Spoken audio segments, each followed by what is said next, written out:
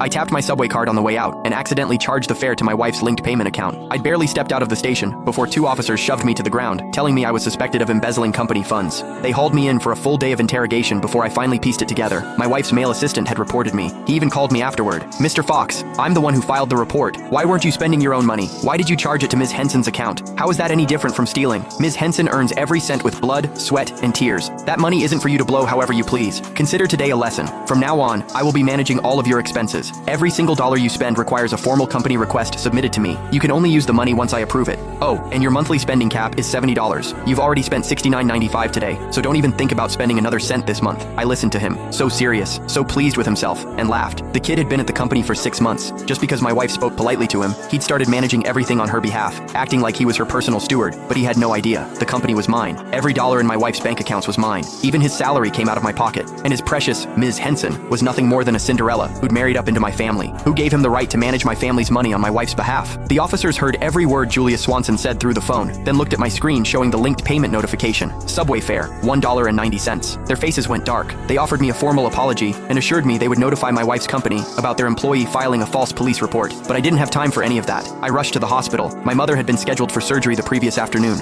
She needed my signature. I never expected to get dragged away the second I stepped off the subway. A full day and night lost. I didn't dare imagine how much her condition might have deteriorated. I burst through the hospital doors and nearly collided with the doctors, who grabbed me by the arms. "Hurry, Mr. Fox, sign now so we can prep for surgery." I signed as fast as my hand could move, then ran to the billing counter. I handed over every bank card in my wallet. The nurse slid them all back across the counter. "Mr. Fox, there's nothing in any of these accounts." My blood went cold. "That's impossible. These cards have tens of millions between them at the very least. How can there be nothing left?" Julia Swanson's words from earlier flashed through my mind, and it hit me. He must have transferred every last cent out of my accounts. I pulled out my phone and called my wife. A few rings, then the line connected. "Honey, But instead of her voice, Julia Swanson's impatient tone cut through the speaker. "Mr. Fox, are you serious right now? Give it a rest. So your spending got restricted. Is that really worth running to tattle about? Let me save you the trouble. Complaining won't change anything. Ms. Henson personally told me to rein you in." I swallowed the anger clawing up my throat. There was no time to argue with him. I got straight to the point. "I'm at the hospital. I need money. Transfer my funds back. Now. Or put my wife on the phone. I need to speak with her." His voice came back through the line, dripping with self-importance. "Ms. Henson is busy. She doesn't have time for your little problems. She's given me full authority to handle this. You need money? Sure. Do what I told you. Submit a formal company request.